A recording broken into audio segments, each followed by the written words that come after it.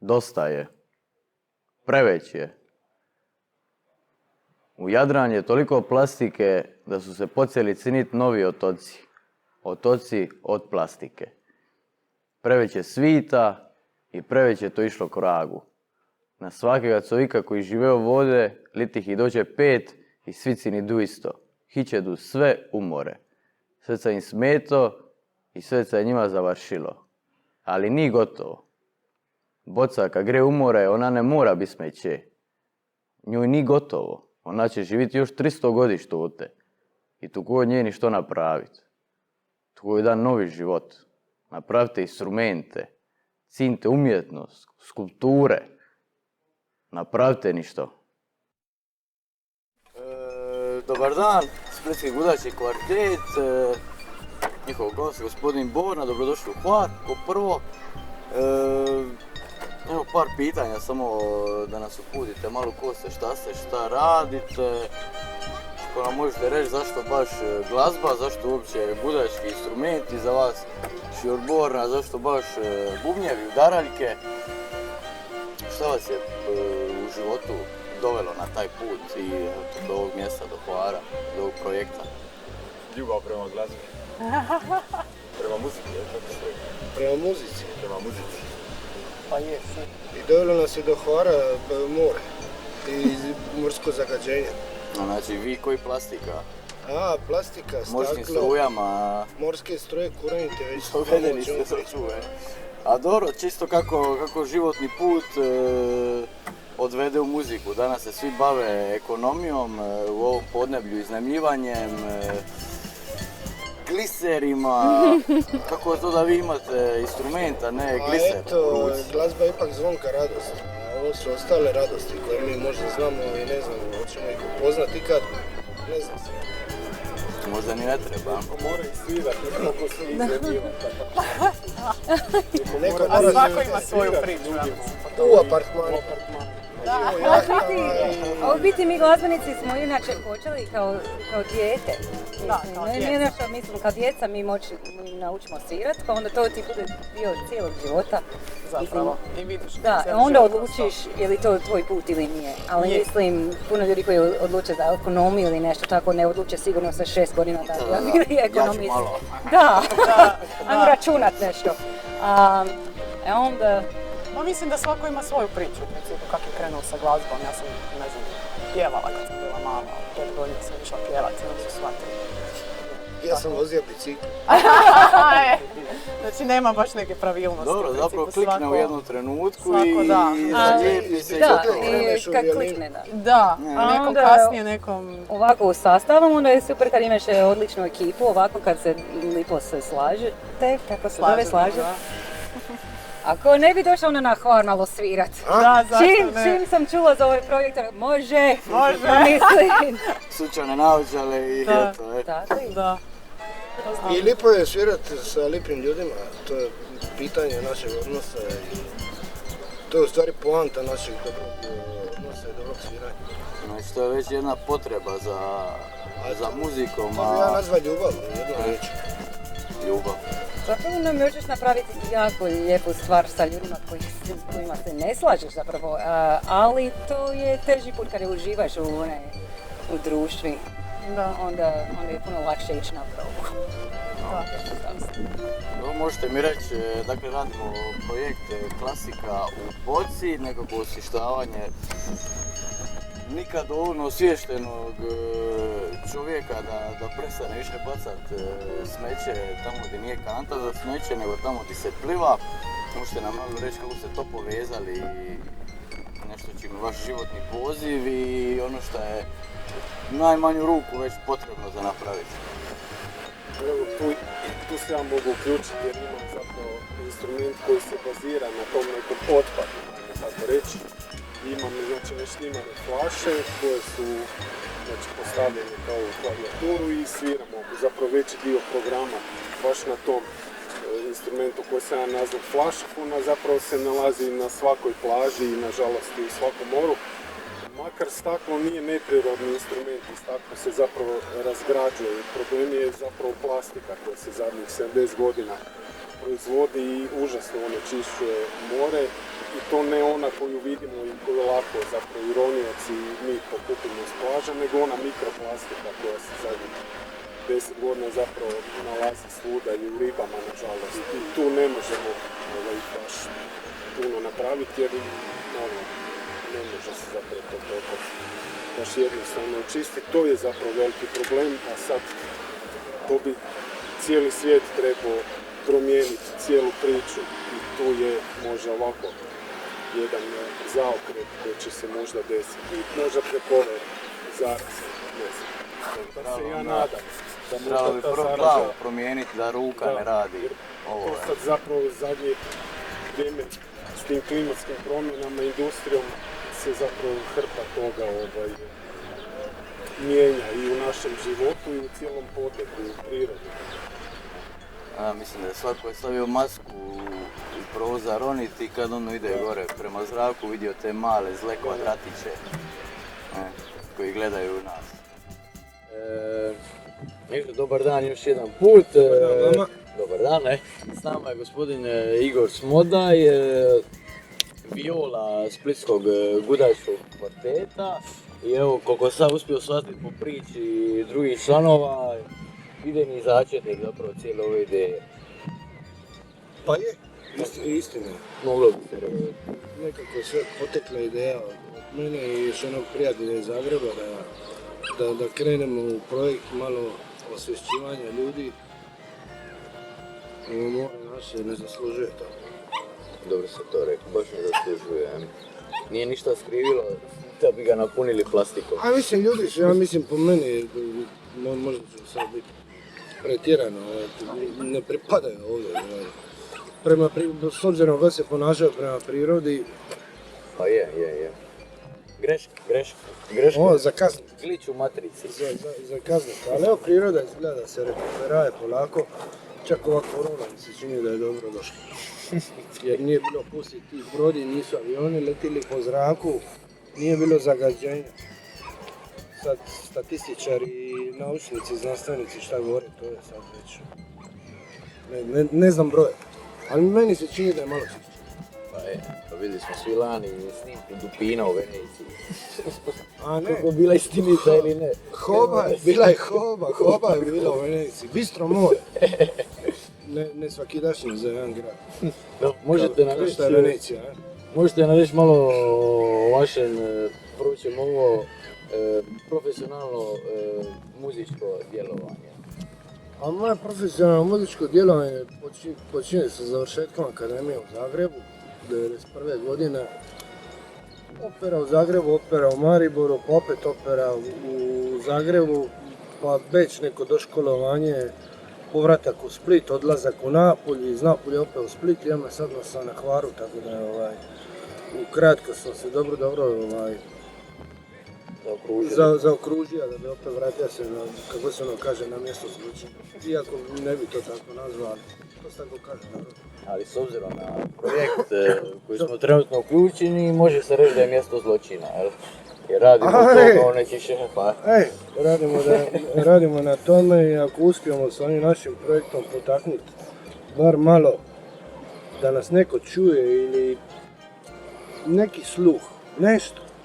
Jer plastika se proizvodi već 70 godina i sada u ovom trenutku stane s proizvodnjom, ne znam koliko bi godina trebalo da se to sve skupa očisti, reciklira. Ili bi trebalo napraviti neko stovarište za plastiku, pa neka reciklaža ili nešto, ovo je nemoguće. Jahte. Uglavnom to pada s brodova u more, jel tako? Ne baca to neko mi možemo posvjedočiti s Hvara, tamo sa Španjole se neće ni dobaciti ovdje do mora, tako da je to sve morska priča. Tako da nautičari moji, pamet uglavnom. I plastike u kese, a ne u more. S obzirom da sam jedan od njih i volim biti na moru, jako pazim i pušim i čiko, sam čik bačen u moru je puno. A izgleda malo. No.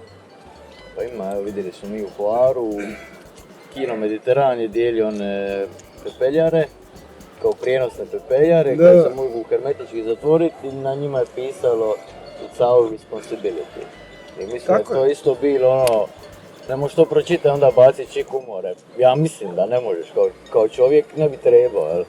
A znaš kako je to kod pušača, dimiš i ti dimim i ja, i da ono, to je ono mehanički, to se itne, jer smo puno američkih filmova gledali, kaubojskih, i onda to parira, to ono, izgleda frajerski, Da. ali nije u redu, nije u redu, uopće nije u redu.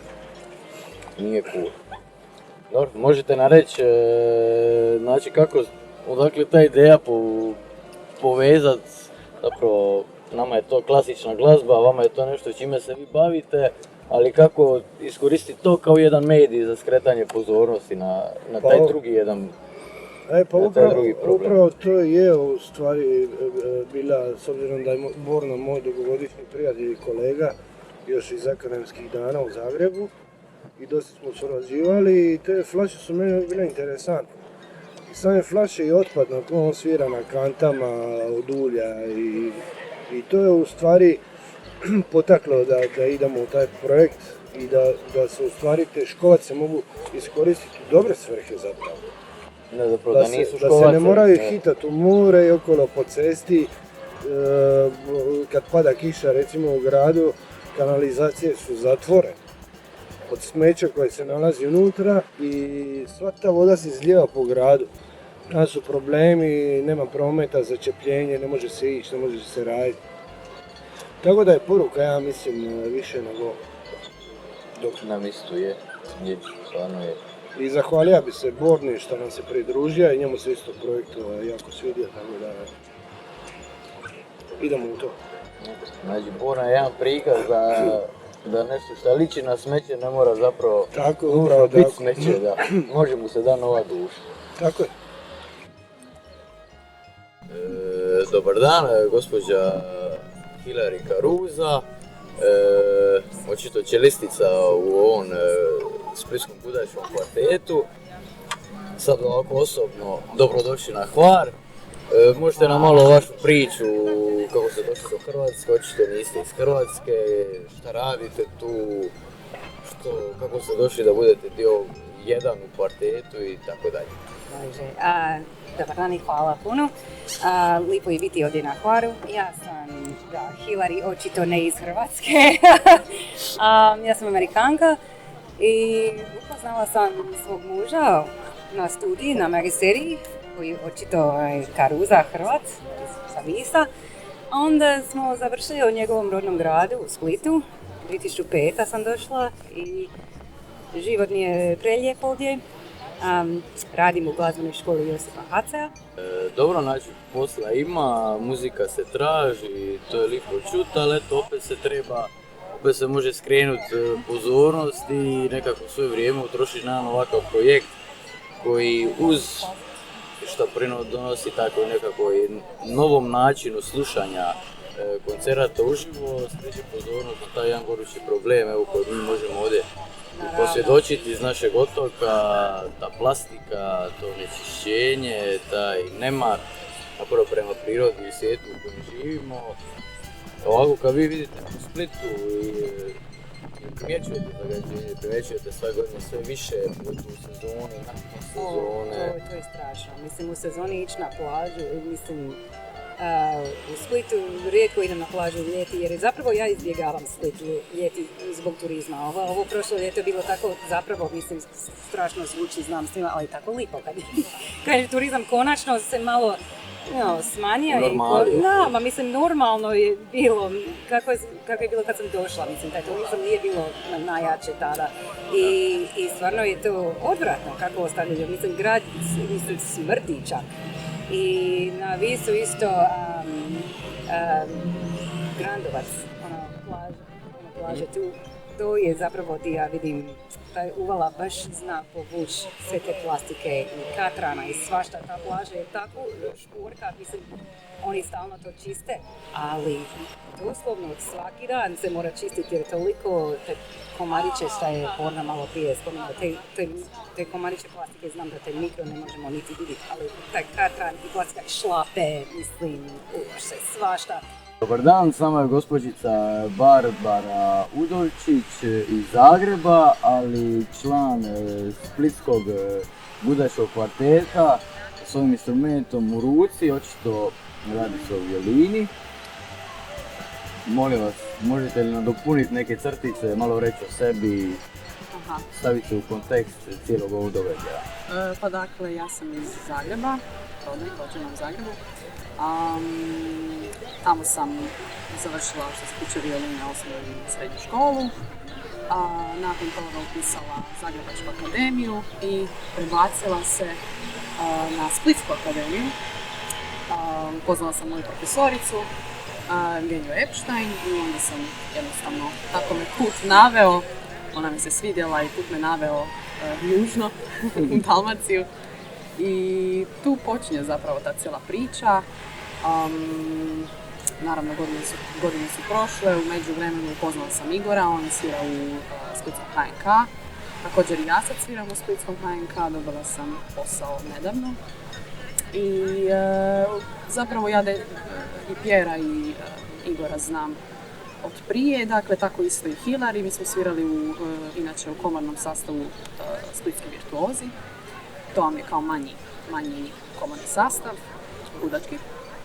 I tako, jednostavno znamo se ovako godinama i Igor je mene pozvao u ovaj projekt. I ja sam naravno prihvatila zato što je zvučao opušteno, zabavno, lijepo i također ove boce, ovaj instrument s bocama, to mi je bilo oduševljenje, to sam morala čuti, provjeriti kako to zvuči.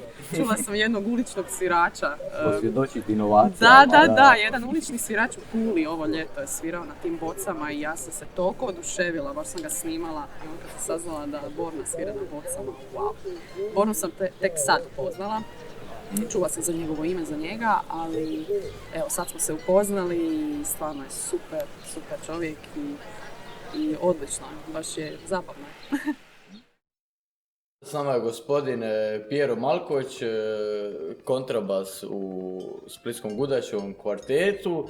Evo, vi ste se ovom prilikom prvi put okupili u sklopu, to jest kao dio Splitskog gudačkog kvarteta za ovaj projekt. Pa možete li nam reći kako vam se za sada čini, kako štimate kao sastav i par riječi o projektu Klasika u boci? Pa evo, ja se znam sa muzičarima iz drugih prilika i sviranja, tako da mislim da smo se super okupili i da super funkcioniramo. Što se projekta tiče, mi se čini isto odlično. Taj džir, ekologija i to, ja sam često na brodu, imam brod i mrzim kad vidim sve te škovace u moru, brinem sa svoje strane i svoju obitelj isto tako odgajam da paze na te stvari, ali nekako sam i pesimist globalno što se vezano za toga tiče. Puno nas ima, ne razmišljamo svi isto. Puno ljudi ne razmišlja, uopće ih ne brine ta ekologija, tako da ne znam na koji način bi se to moglo riješiti. Naravno trudimo se, borimo se i sa takvim projektima i sa takvim oglašavanjem, ali ne znam, recimo već samo za primjer našeg područja, ja mislim da možeš postići ekologiju samo sa kažnjavanjem ljudi, recimo ako ne smiješ kaznit ću te vamo tamo, inače mislim da teško da će ljudi to svi shvatiti toliko ozbiljno za vrijeme svog života, koji u biti naš život je kratak s obzirom na to šta se sve dešava kroz povijest. S obzirom na život plastike.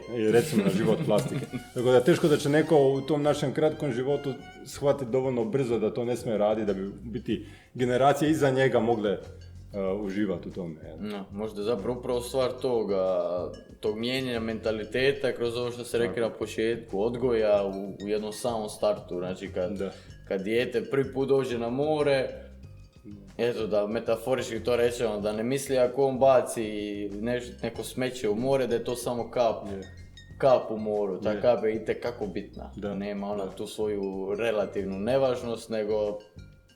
Mislim da je već moja generacija recimo već zakazala ko roditelji recimo. Ja vidim već malo djecu koji još uvijek bacaju plastiku, papire, nakon marende, sve to Da, se uopće baca se nema okolo, tako da svjesnosti. smo mi već zakazali djelomično. Je. Tako da ne znam, znači to su te generacije koje dolaze bi trebali učiti dalje. Je. Oni bi trebali dobro Da. biti taj korak naprijed. Da.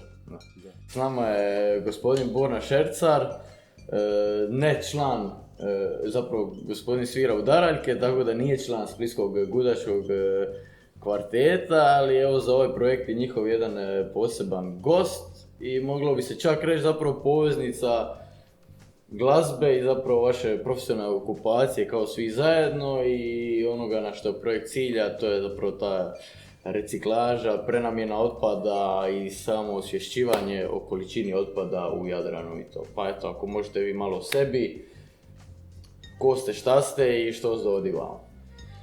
Pa evo, zapravo me dovodi ovako jedna plemenita ideja i Splitski gudački kvartet, jer zapravo nisam u ovoj varijanti sa flašama koje tu isto sviram i s ovim bačvama, zapravo uvijek sam u nekakvim drugim kombinacijama. Ovo je sad jedna zapravo jedinstvena prilika s gudačima i zapravo me to isto jako motiviralo da se odazovem ovom projektu, a prvenstveno i ova plemenita ideja da zapravo upozoravamo na taj i zapravo osvješćavamo publiku i mislim i širu publiku koja neće biti nažalost na koncertu, nego će preko snimke i vidjeti ovo sve što smo radili. Zapravo na to globalno onečišćenje općenito prirode, pa tako i mora. Dobro, znači vi ste jedan živući dokaz da se i u klasičnoj glazbi još ima mjesta za inovacije i isprobavanje novih stvari, novih instrumenata, medija za glazbu. Mislim da se čak ovo što vi radite ne može svrstati u Daraljke. Da, Mislim pa da je to glazba je specifično jer zapravo koliko god smo sve čuli, a uvijek neku melodiju koja je malo drugačija i nova, makar smo već sve čuli. Da. Čak i u pop glazbi ima super zapravo stvari. Kažem, ja sad idem u neku, ajmo reći, srednju generaciju, pa sad nije sve ono što dođe novo, loše, makar često kako čovjek ide prema nekim godinama, uvijek prema nečem novom doživljava zapravo kao bolje je bilo prije, ali ne mogu reći zapravo u muzi, makar je glazba promijenila, recimo, malo je druga percepcija nego kad sam bio nešto mlađi. Mogu reći da je možda glazba više značila, a ne znam, recimo za vrijeme hipi pokrete, meni se bar čini još više značilo opet kad gledam neke dokumentarce, recimo sa Jaco Pastoriusom koji je bio jedan od najboljih, ako ne i najbolji basist. Onda gledate i te intervjue, baš jedan tragičan zapravo život genija i onda slušate rečenice, ne znam, iz 70. godine koje mi isto izgovaramo, kao ovi sad su došli neki rok, pa sad mi šta radimo, to kad je on sa Weather Reportom radio, pa članovi priču, znači iste rečenice koje mi nakon 40 godina izgovaramo, uvijek je to zapravo nekako slično, novo dolazi, nije uvijek sve ni loše, malo se to mijenja, nije neki epohalni uvijek. To je ta stigma vremena. Da, Za tako da novo uvijek treba vremena da u muzi se uvijek nešto novo može i neki novi zvuk izmisliti. Čini se da ne, a opet neko dođe pa malo to skupiš i od prije i nekako drugačije iznese i bude zanimljivo. No, super. Pa evo, meni je zanimljivo, na primjer, u ovom projektu, vaše mjesto i zapravo to što vi radite, zapravo moglo bi se svrstati u jednu suštinu cijelog ovog projekta i u jednu jako dobru poruku koju se može odaslati u svijet. Znači da ništa zapravo nije konačno. Znači otpad nije otpad, zapravo otpad ostaje otpad dok ga mi vidimo tako, da za njega više nema mjesta u svijetu osim bacit, a zapravo se to sve može uzeti i ponovno iskoristiti. Ne kaže da ne klasična reciklaža, uzmeš boce pa ih topiš pa radiš nove boce, nego te boce mogu postati instrument na koji može se svirati u najstarijem puškom kazalištu u Europi. Ko bi to mogao misliti? Da. I mogu i bačve, vidiš ovak.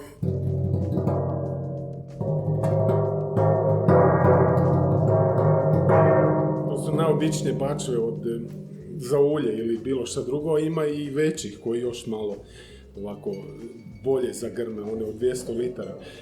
Naravno, uvijek sve zapravo se može prenamijeniti, ali kažem jedino, to je sad pravo upozorenje je to smo već i pričali i svi već to znaju, je ta plastika koja je nezamjenjiva u današnjoj proizvodnji i konzumerizmu. To je malo recimo problem, jer ovo su sve prirodni materijali, to sve imamo u sebi, i plast, i drvo, i željezo, i staklo se radi od pijeska i itd.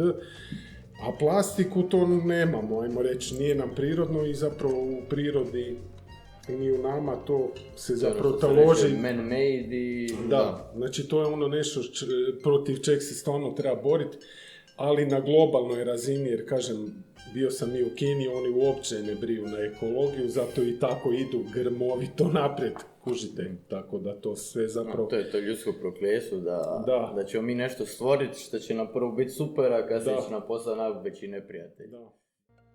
Ali nije kasno i nije još gotovo. More će se rekuperat, more će doći sebi, ali tu ko te mu pomoći. Nemojte da vam dica plivaju u smeću. Nemojte da vam dica ne znaju co je žolo, da samo znaju co je smetlište. Naučite ih, pomozite im i pokošte im.